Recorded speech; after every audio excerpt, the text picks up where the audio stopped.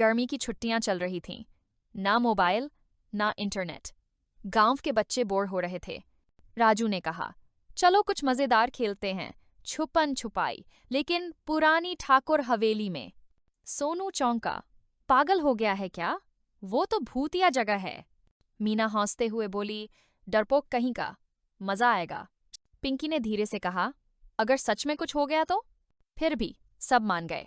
उस दोपहर पांचों दोस्त साइकिल से टूटी फूटी हवेली पहुंचे। ऊंचे फाटक, दरारों वाली दीवारें और हवा में उड़ते काले पर्दे। राजू मुस्कुराया और बोला, अच्छे से छुपना, नहीं तो वो तुम्हें ढूंढ लेगा। सब हंस दिए। पिंकी ऊपर की मंजिल पर छुप गई।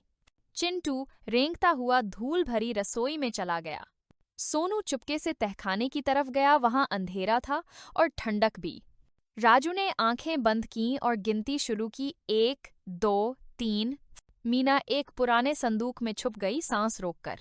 अचानक दीवार के पीछे से एक आवाज आई, तूने मुझे एक बार ढूंढा था, अब मैं तुझे हमेशा के लिए ढूंढ लूंगा। उसने धीरे से झांका। एक लंबी गर्दन वाला, बिना आंखों वाला जीव जमीन पर रेंगता हुआ उसकी तरफ बढ़ रहा था। रसोई में चिंटू कांप रहा था।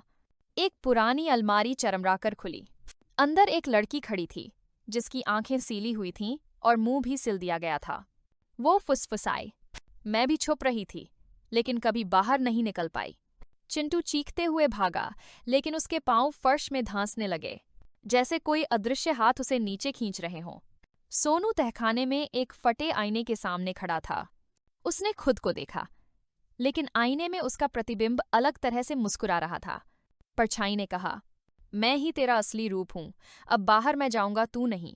सोनू ने आईना तोड़ दिया, लेकिन अब वो परछाई दीवार से बाहर निकल रही थी। जला हुआ चेहरा, मुड़े हुए हाथ और भारी लोहे की जंजीरें। राजू ने चीखें सुनी। उसने जल्दी से अपनी टॉर्च उठाई और सबको ढूंढने दौड़ा। एक एक कर वो सबको मिला, डरे हुए, कांपते हुए, रोते हुए।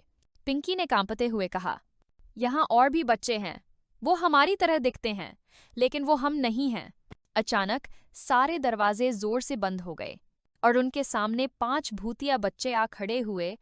हर एक हूबहू उन्हीं जैसा दिख रहा था, लेकिन उनके चेहरे जले हुए थे, आंखें काली और शरीर से धुआं निकल रहा था। भूतों ने एक साथ कहा, अब तुम हमेशा के लिए छुपोगे। और फर्श से काली सड़ी हुई हाथें बाहर आने लगीं। मीना ने झट से वो चांदी का सिक्का निकाला जो उसकी दादी ने दिया था। उसने जोर से चिल्लाया, सिर्फ सच्चाई बचती है। उसने सिक्का जमीन पर फेंका और एक भयानक चीख गूंज उठी। भूत पिघलने लगे, हवेली हिलने लगी और अचानक मुख्य दरवाजा खुद ब खुद खुल गया। 5 बच्चे बाहर की ओर भागे, बुरी तरह हांफते हुए। घर आकर सब चुप थे। चिंटू ने मां से कहा, अब मैं उस हवेली के पास भी नहीं जाऊंगा। उसी रात सब सोने की कोशिश कर रहे थे, लेकिन चिंटू के कमरे से एक धीमी फुसफुसाहट आई, मैं छुप गया हूं, मुझे ढूंढो।